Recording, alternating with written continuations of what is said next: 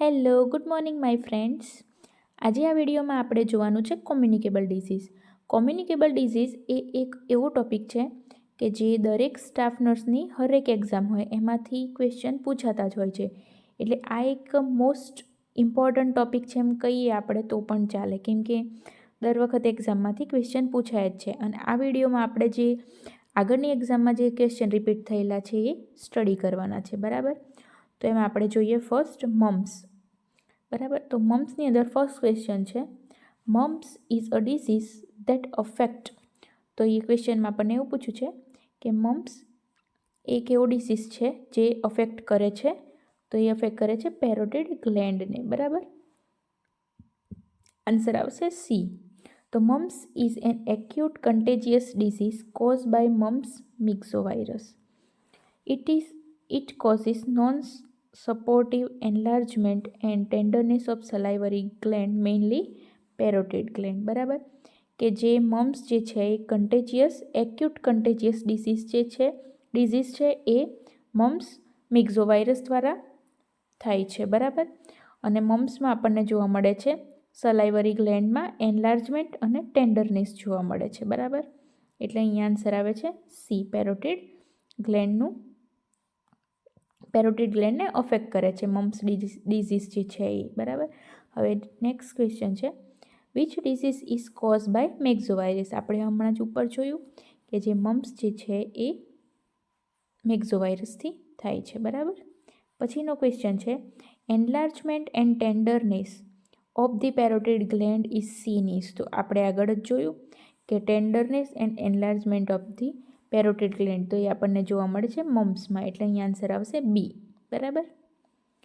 પછીનો ક્વેશ્ચન છે, incubation period of mums is. તો જે મમ્સનો જે ઇન્ક્યુબેશન પીરિયડ જે છે એ છે 18 દિવસનો, બરાબર. Incubation period of mumps varies from 2 to 4 weeks. અહીંયા આપણને વીક્સ આપ્યું છે 2 to 4 વીક્સ, એટલે યુઝ્યુઅલી 80 ડેઝ અહીંયા આપણને ડેમાં આપ્યું છે, તો આન્સર આવે છે 18 ડેઝ, બરાબર. નેક્સ્ટ ક્વેશ્ચન છે, કોમનેસ્ટ કોમ્પ્લિકેશન ઓફ મમ્સ ઇઝ. તો મમ્સની અંદર કોમનેસ્ટ કોમ્પ્લિકેશન કયું જોવા મળે છે, તો એની અંદર આન્સર આવે છે ઓર્ચાઇટિસ એન્ડ ઉફરાઇટિસ, બરાબર. અહીંયા ઓર્ચાઇટિસનો મતલબ થાય છે ઇન્ફ્લામેશન ઓફ ધી ટેસ્ટિસ, જે મેલમાં જોવા મળે છે, અને ઉફરાઇટિસનો મતલબ થાય છે ઇન્ફ્લામેશન ઓફ ઓવરીઝ, બાયલેટરલ અથવા તો યુનિલેટરલ, એ આપણને ફિમેલમાં જોવા મળે છે, બરાબર. તો અહીંયા કોમનેસ્ટ કોમ્પ્લિકેશન ઓફ મમ્સ જે છે ઓર્ચાઇટિસ અને ઉફરાઇટિસ જોવા મળે છે, આન્સર આવશે એ, બરાબર. તો some common complication of mumps are orchitis and oophoritis, બરાબર. કોમનેસ્ટ કોમ્પ્લિકેશન છે. પછી છે પેન્ક્રિયાટાઇટિસ, હિપેટાઇટિસ, મેનિંગોએન્સેફેલાઇટિસ એન્ડ માયોકાર્ડિયાટિસ, બરાબર.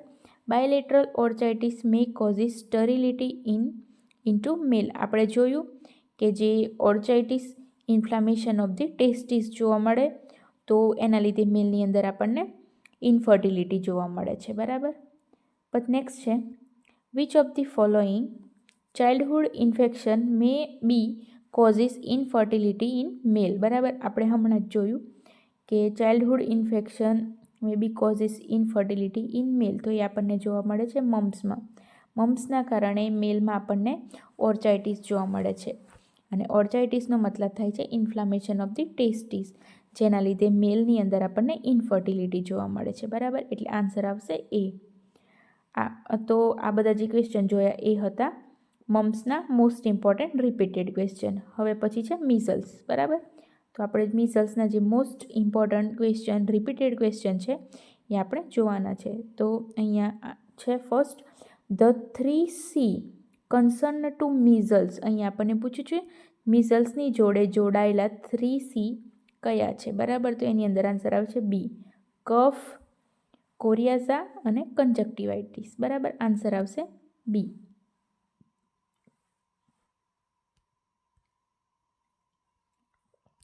તો અહીંયા આપણે જોઈ લઈએ 3C concern to measle are cough, coryza and conjunctivitis, બરાબર. આ જે હતા એ મીઝલ્સની જોડે કન્સર્ન થયેલા હતા 3C. જ્યારે 3C પૂછવામાં આવે ઇસોફેગિયલ ટ્રેક્યો ઇસોફેગિયલ ફિસ્ટુલાની અંદર, તો ટ્રેક્યુઇઝિયોફિગલ ફિસ્ટુલાની અંદર આપણને જોવા મળે છે coughing, choking during feeding and અનએક્સપ્લેન સાઇનોસિસ. બરાબર, કફિંગ, ચોકિંગ અને સાઇનોસિસ એ આપણને ટ્રેક્યુઇઝિયોફિગલ ફિસ્ટુલાની અંદર 3C જોવા મળે છે. જ્યારે મિઝલ્સની અંદર 3C પૂછે તો કફ, કોરિયાઝા એન્ડ કંજક્ટિવાઇટિસ. બરાબર. નેક્સ્ટ ક્વેશ્ચન છે Koplik spot is associated with the disease of which of the following disease. બરાબર. તો કોપ્લિક સ્પોટ આ જે ક્વેશ્ચન જે છે 2021ની સ્ટાફ નર્સની એક્ઝામમાં પૂછાયેલો છે કે કોપ્લિક સ્પોટ ઇઝ સીન ઇન, તો જે છે મિઝલ્સની અંદર આપણને કોપ્લિક સ્પોટ જોવા મળે છે. બરાબર. તો આન્સર આવે છે ડી.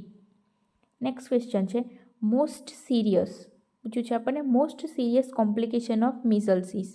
તો જે મોસ્ટ સિરિયસ કોમ્પ્લિકેશન જે છે એ છે મેનિંગો એન્સેફેલાઇટિસ. બરાબર. અહીંયા આપણે જોયું common complication of measles include otitis media, croup, laryngo tracheoesophageal bronchitis, diarrhoea, conjunctivitis and pneumonia. બરાબર. જ્યારે પોસ્ટ ઇન્ફેક્શિયસ મિઝલ્સની અંદર encephalitis example SSPE are rare but very serious complication. બરાબર. તો અહીંયા આપેલું છે એન્સેફેલાઇટિસ. બરાબર. પછીનો ક્વેશ્ચન છે incubation period of measles is. તો મિઝલ્સનો જે ઇન્ક્યુબેશન પીરિયડ જે છે એ છે 10 દિવસનો. બરાબર. તો incubation period is mainly 10 days from the exposure to onset of fever. બરાબર. જે એક્સપોઝરથી ઓનસેટ ઓફ ધી ફીવર સુધીનો જે મેઇનલી જે ઇન્ક્યુબેશન જે છે એ 10 દિવસનો છે. બરાબર. વધીને 14 દિવસ. બરાબર. એક્સપોઝર ટુ અપિરિયન્સ ઓફ રેસિસ એ 14 દિવસનો છે. તો અહીંયા આન્સર આવે છે મેઇનલી જે છે ફીવર સુધી તો 10 દિવસ. બરાબર. નેક્સ્ટ ક્વેશ્ચન છે nurse will advise the mother to isolate the child with measles for. બરાબર. તો અહીંયા આપણને ક્વેશ્ચનમાં પૂછ્યું છે કે મિઝલ્સવાળું જે ચાઇલ્ડ જે છે તો નર્સે મધરને આઇસોલેટ માટે શું એડવાઇસ આપવી જોઈએ. બરાબર. તો અહીંયા આપેલું છે કે જે ચાઇલ્ડ જે છે એને 7 days સુધી આઇસોલેટ રાખવાનો છે. બરાબર. The period of communicability is approximately 4 days before and 4 days after appearance of the rashes. બરાબર. એટલા માટે 7 days માટે આઇસોલેટ રાખવામાં આવે છે. ધેન આજે હતા બધા એ આપણે જોયા ક્વેશ્ચન. હવે છે ચિકન પોક્સ. બરાબર. તો ચિકન પોક્સની અંદર આપણે જોઈએ chicken pox is cause due to infection by. તો જે ચિકન પોક્સ જે છે એ થાય છે વાયરસથી. બરાબર. આન્સર આવશે સી. નેક્સ્ટ ક્વેશ્ચન છે કોઝેટિવ ઓર્ગેનિઝમ ઓફ ચિકન પોક્સિસ. તો ચિકન પોક્સનો જે કોઝેટિવ ઓર્ગેનિઝમ જે છે એ છે વેરીસેલા ઝોસ્ટર. બરાબર. નેક્સ્ટ ક્વેશ્ચન છે ઇન્ક્યુબેશન પીરિયડ ઓફ ચિકન પોક્સિસ. તો ચિકન પોક્સનો જે ઇન્ક્યુબેશન પીરિયડ જે છે એ છે કરેક્ટ ઓપ્શન ઇઝ સી. બરાબર. તો જે ઇન્ક્યુબેશન પીરિયડ જે છે 14 થી 16 દિવસનો છે. બરાબર. અહીંયા છે usual incubation period of chicken pox is 14 થી 16 દિવસનો. બરાબર. કે જે ચિકન પોક્સનો જે ઇન્ક્યુબેશન પીરિયડ છે યુઝ્યુઅલી 14 થી 16 દિવસનો છે. ઓલ્ધો ઇટ ઇઝ વાઇડ એઝ 10 થી 21 દિવસનો, વધીને 10 થી 21 દિવસનો થાય છે. બરાબર. નેક્સ્ટ ક્વેશ્ચન છે which is first sign of chicken pox in children. બરાબર. તો ચિલ્ડ્રનની અંદર ચિકન પોક્સમાં ફર્સ્ટ સાઇન શું જોવા મળે છે તો એ છે રેસિસ જોવા મળે છે ચિકન પોક્સમાં. બરાબર. તો આન્સર આવશે બી. ઓકે. તે નેક્સ્ટ ક્વેશ્ચન છે the rashes of the chicken pox first appear on. તો જે ચિકન પોક્સની અંદર આપણને ફર્સ્ટ સાઇન જોવા મળે છે રેસિસ જોવા મળે છે એ આપણને ફર્સ્ટ અપિયર ક્યાં થાય છે તો એ છે ટ્રંક. બરાબર. ટ્રંકમાં આપણને જોવા મળે છે. આન્સર આવશે ડી. નેક્સ્ટ ક્વેશ્ચન છે pleomorphism can be seen in which disease. બરાબર. તો આ પ્લિયોમોર્ફિઝમ શું છે એ આપણે આગળ જોઈએ. એ આપણને જોવા મળે છે ચિકન પોક્સમાં. બરાબર. તો અહીંયા આપણે જોયું characteristics feature of the rashes in chicken pox it is pleomorphism. It means all stage of rashes macule, papule, vesicle and scab are seen at one time in the same area. બરાબર. કે જે મેક્યુલ છે, પેપ્યુલ છે એ same એરિયાએ એક જ ટાઈમે. બરાબર. One time in the same area. Same એરિયાની અંદર આપણને આ 4 એક સાથે જોવા મળે છે, એને કહેવામાં આવે છે પ્લિયોમોર્ફિઝમ, બરાબર. એ આપણને જોવા મળે છે ચિકન પોક્સ. આ જે બધા હતા આગળ ક્વેશ્ચન જોયા એ મોસ્ટ ઇમ્પોર્ટન્ટ ચિકન પોક્સના ક્વેશ્ચન. હવે છે ટાઇફોઇડ ફીવર, બરાબર. તો which of the following should be investigation of choice for typhoid fever in first week, બરાબર. તો આપણને બધાને ખબર જ છે કે ટાઇફોઇડ ફીવરમાં આપણે વિડાલ ટેસ્ટ કરાવીએ છીએ. તો આન્સર આવે છે બી. પછીનો નેક્સ્ટ ક્વેશ્ચન છે કોઝેટિવ organism of enteric fever is. તો ટાઇફોઇડ ફીવર માટે જે કોઝેટિવ ઓર્ગેનિઝમ જે છે એ છે સાલ્મોનેલા ટાઇફી. આન્સર આવશે ડી, બરાબર. નેક્સ્ટ ક્વેશ્ચન છે typhoid fever is an example of. તો ટાઇફોઇડ ફીવર જે છે એ એક્યુટ ઇન્ફ્લામેશન છે. કેવું છે? એક્યુટ ઇન્ફ્લામેશન, બરાબર.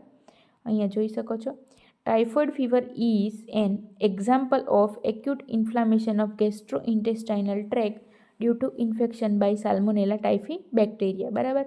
કે જે સાલ્મોનેલા ટાઇફી બેક્ટેરિયા જે છે એ ગેસ્ટ્રોઇન્ટેસ્ટાઇનલ ટ્રેકને ઇન્ફેક્ટ કરે છે, બરાબર. જેના લીધે ગેસ્ટ્રોઇન્ટેસ્ટાઇનલ ટ્રેકમાં ઇન્ફ્લામેશન જોવા મળે છે, એક્યુટ ઇન્ફ્લામેશન, બરાબર.